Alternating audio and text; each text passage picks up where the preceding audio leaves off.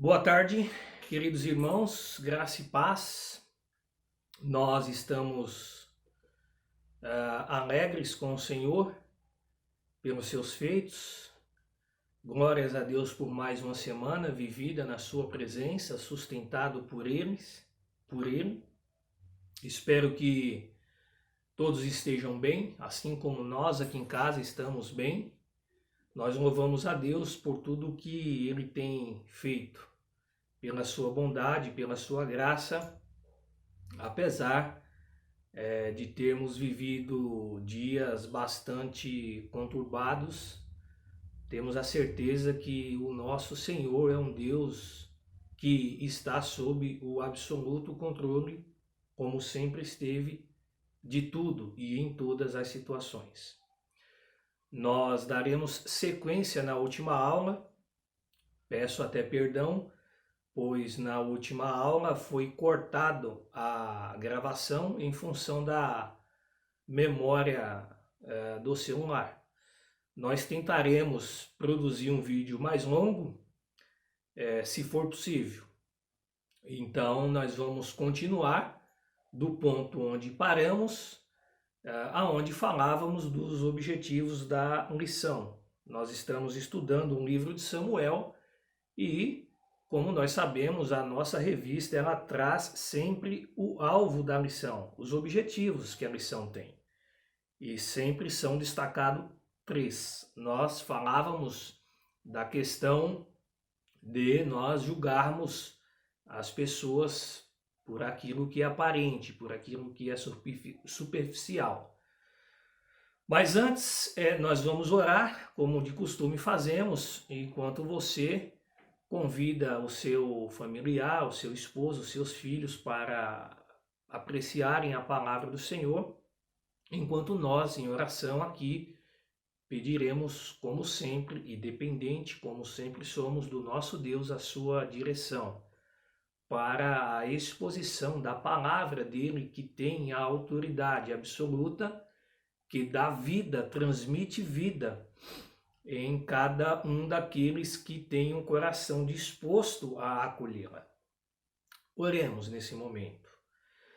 Pai, nós queremos te louvar e te agradecer, porque o Senhor é um Deus maravilhoso e é um Deus que nunca perde e nunca perderá o controle de nenhuma situação, Senhor Deus, por mais complexa que nos possa parecer. Queremos agradecer ao Senhor porque até aqui o Senhor tem nos ajudado, Senhor Deus. Queremos pedir por cada irmão, cada irmã que fará parte, que estará ocupando, aproveitando o seu tempo, Senhor Deus, no estudo, na meditação da sua palavra. E para isso, peço ao Senhor, dependente do Senhor como sou, Senhor Deus, a sua misericórdia, a iluminação, a orientação do seu Espírito, porque sem o Senhor nós nada podemos fazer. Como diz o salmista, desvenda os meus olhos, ou os nossos olhos, para que possamos ver as maravilhas da sua lei. Senhor Deus, tão preciosa e importante, que nos dá a direção que precisamos, Senhor. Fala conosco no nome de Jesus. Amém. Bom, queridos, havíamos então parado, o vídeo foi cortado, quando mencionávamos a questão de julgarmos as pessoas pela aparência, que é um dos alvos da lição. E o autor, com muita propriedade e muita felicidade, nos orienta e nos incentiva, se incorrermos nessa prática, reconhecermos isso e pedirmos perdão ao Senhor.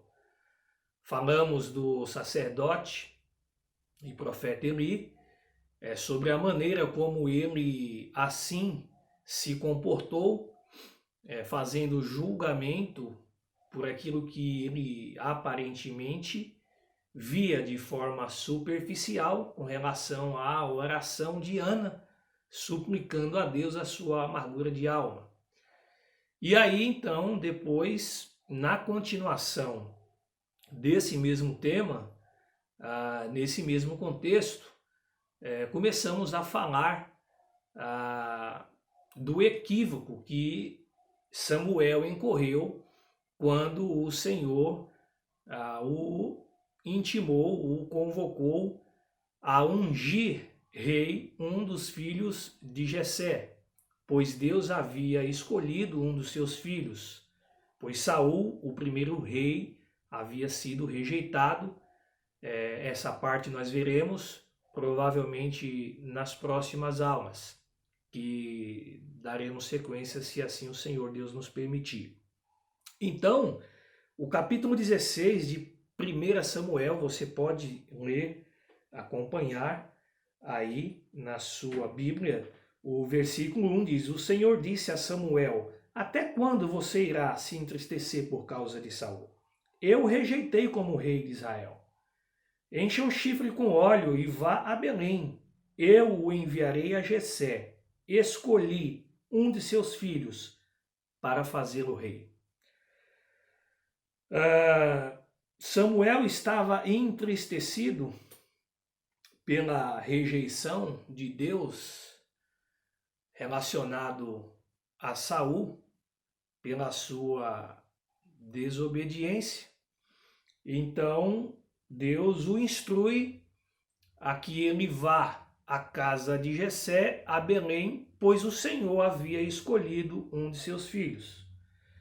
O versículo 6 nos vai dar conta de como Samuel, ao chegar na casa de Jessé, ele passa a ver e enxergar a situação. Diz o seguinte, o versículo 6 do capítulo 16 de 1 Samuel. Quando chegaram, Samuel viu Eliabe e pensou, novamente a palavra pensou, a mesma palavra referida ao caso de Eli. Pensou.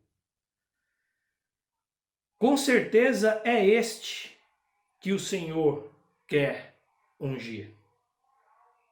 Então aqui Samuel, ele vê, ele tem uma visão daquilo que é aparente, superficial, daquilo que é exterior, e cheio de certeza, ele pronuncia que era aquele que o Senhor haveria de ungir.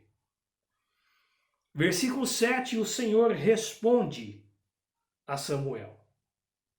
O Senhor, contudo, disse a Samuel: Não considere sua aparência, nem sua altura, pois eu o rejeitei. O Senhor não vê como o homem. 2 pontos. O homem vê a aparência, aquilo que é superficial, exterior. Mas o Senhor vê o coração. Nos dá a entender que a convicção que Samuel teve e essa certeza afirmada por ele no versículo 6 está respondida no versículo 7, quando Deus diz a ele para que ele não considere a sua aparência nem a sua altura. Ou seja, aquilo que é superficial, aquilo que é aparente. Samuel havia estado convicto daquilo que superficialmente ele viu, daquilo que era aparente. Ele, então, convicto, diz e faz o seu pronunciamento: é este que o Senhor quer ungir como rei. Mas o Senhor, em resposta a Samuel, diz: não é este. Eu rejeitei. Os meus critérios não são como os critérios humanos. Há uma diferença estabelecida, muito clara, entre nós como nós agimos e como Deus age, como nós vemos e como Deus vê. Deus, ele responde isso ao próprio Samuel no versículo 7 do capítulo 16. O Senhor não vê como o homem. O que o homem vê? No caso aqui, Samuel viu a sua aparência e a sua altura. E convicto por esses critérios, ele estabelece: é este que o Senhor quer ungir como rei. Mas a palavra do Senhor diz que o Senhor não vê como o homem. Ele não usa dos mesmos critérios, pois o Senhor vê o coração, de onde procede as saídas da vida, segundo a sua palavra. E o coração, ser humano, nenhum consegue atingir. Mas o Senhor, sendo um Deus soberano, onipresente, onipotente, onisciente, ele é sabedor de todas as coisas. Portanto, Deus é alguém que não se equivoca nas suas escolhas. Deus não se equivoca porque o critério e o padrão estabelecido por ele é olhar para dentro do coração, coisa que nós não temos a capacidade de atingir. Por isso, nós muitas vezes nos equivocamos. Então, como um dos objetivos da missão é exatamente tentar corrigir esse equívoco, há esses dois exemplos citados na aula passada, relacionado a Eli, e agora, no caso, relacionado a Samuel, sobre a escolha de um dos filhos de Jessé. Seguindo o versículo 8, diz o seguinte: então Jessé chamou Abinadab e o levou a Samuel. Ele, porém, disse: o Senhor também não escolheu este. Em seguida, Jessé levou Samá a Samuel, mas este disse: também não foi este que o Senhor escolheu.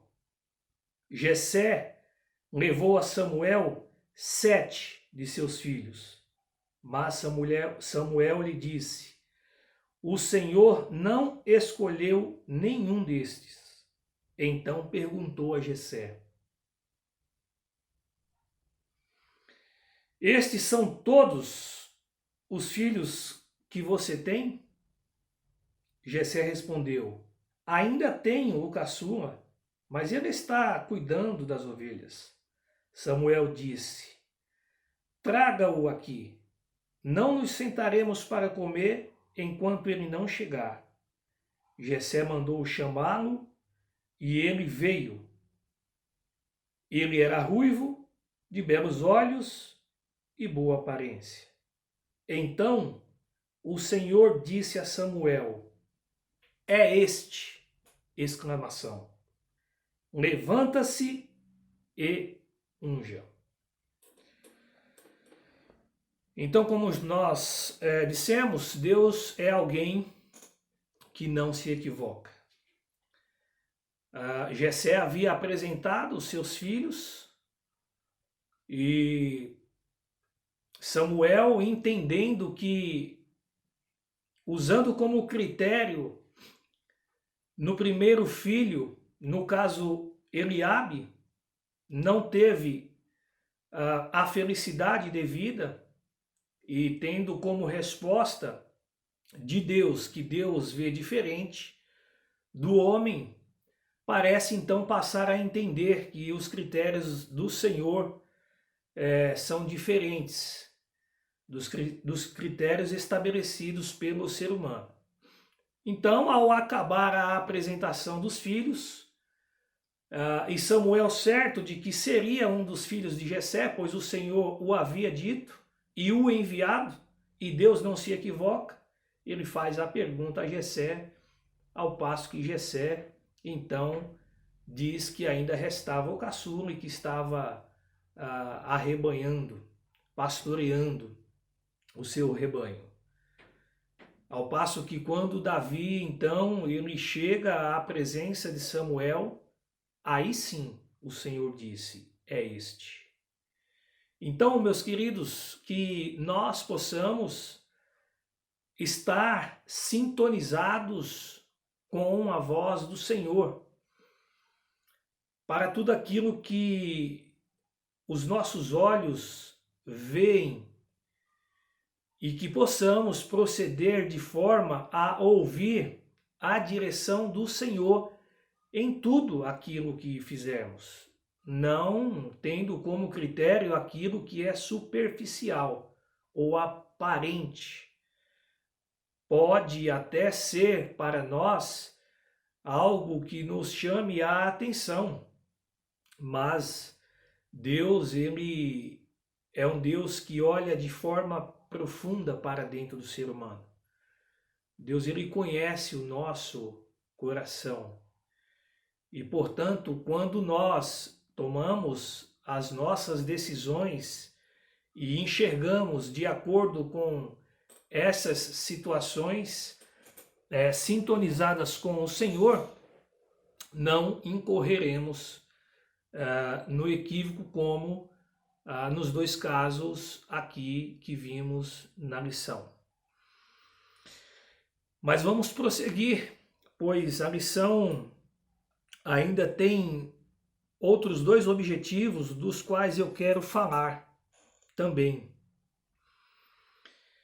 Um dos alvos ou dos objetivos da lição é aquietar o coração diante da soberania de Deus.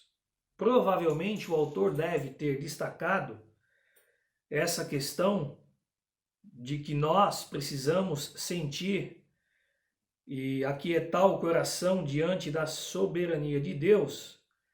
Ele deve provavelmente ter relacionado isso pela transição da teocracia para a monarquia que acontece aqui no livro de 1ª e 2ª Samuel. Essa transição da teocracia, que significa do grego Deus, Theo, mais cracia, poder, é o sistema que governa, em que as ações políticas, jurídicas, são submetidas às normas religiosas ou ao controle do próprio Deus, ao seu governo absoluto. Há essa transição que nós vamos estudar por pedido dos israelitas. Então, o livro de 1ª e 2ª Samuel é um livro que vai falar da transição deste modelo de teocracia, né, que é o poder de Deus, é o governo de Deus, apesar de na monarquia ele também não perder a sua soberania, mas é um pedido para que a monarquia seja, então, implementada em Israel. A monarquia é o sistema de governo em que o monarca ou o rei governa um país como chefe de Estado.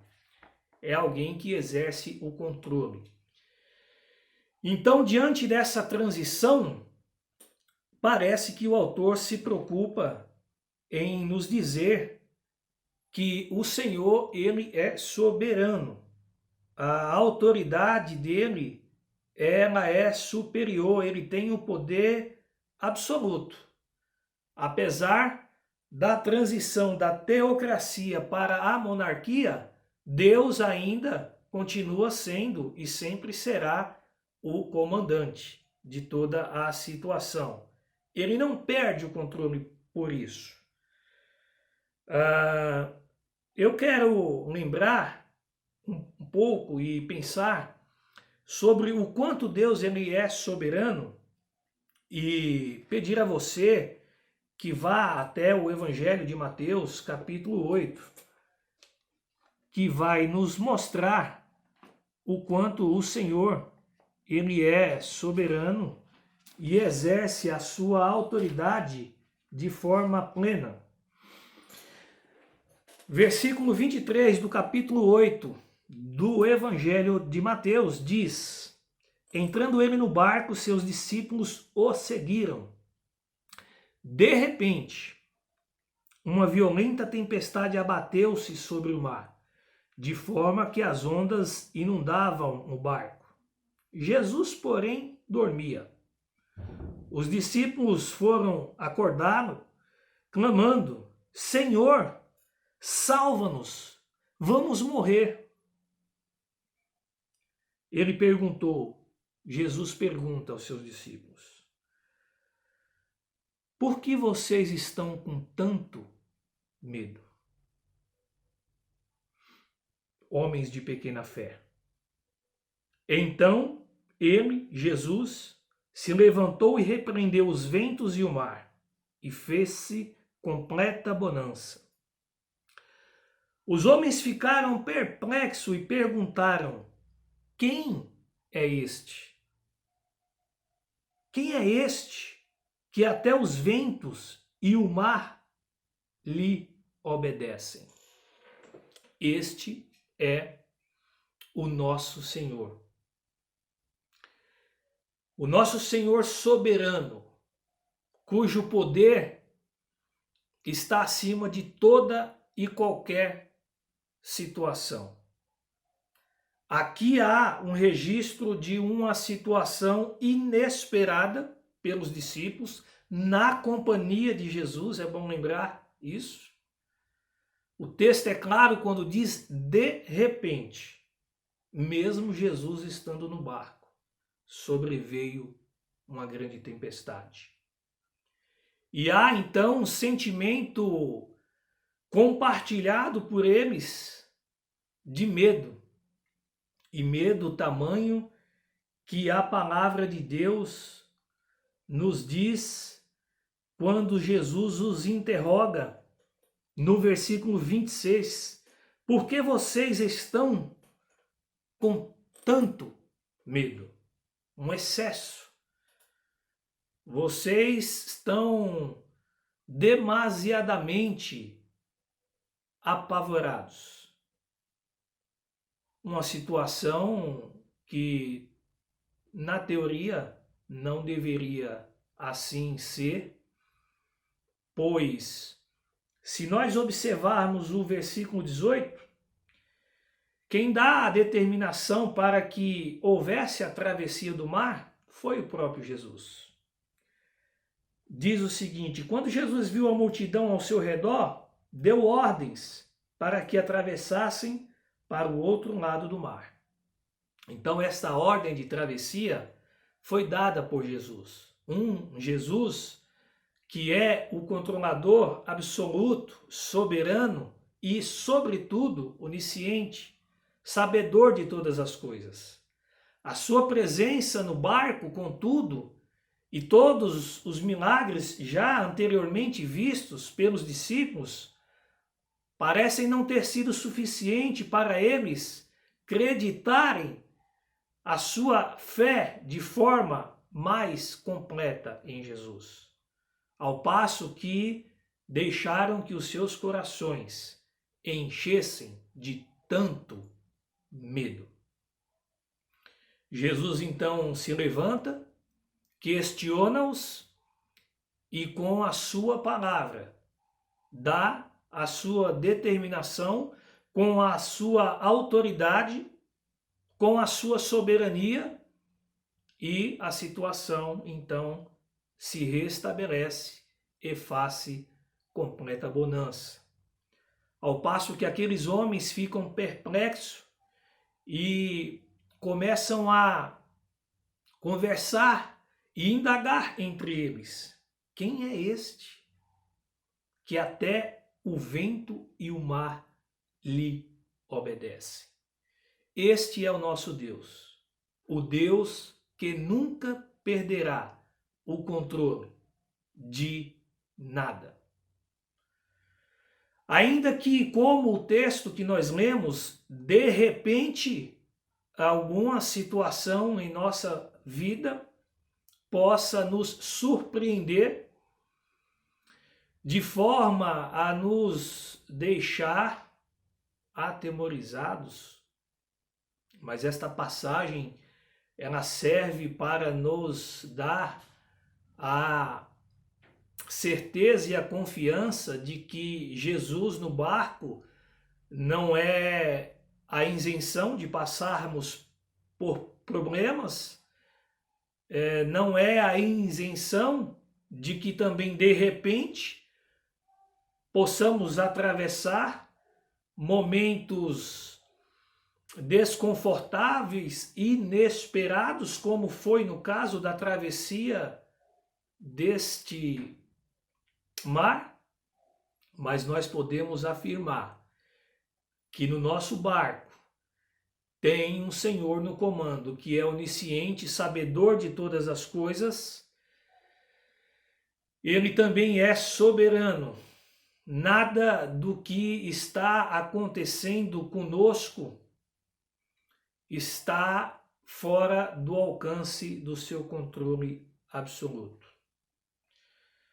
Nós estamos vivendo essa situação onde há uma perplexidade e há muita gente com muito medo. E não há nenhuma aqui condenação nesse sentido, mas eu quero desafiar a você nesse tempo em que estamos vivendo e que também aconteceu, como no caso da travessia, de repente, não só no nosso país, como no mundo, essa pandemia assolando vidas.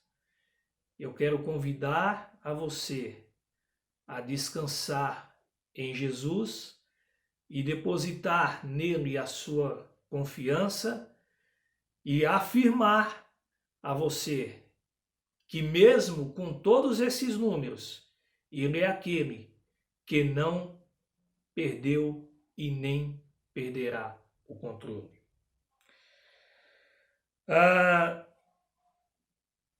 Eu quero citar ainda os Salmos 46,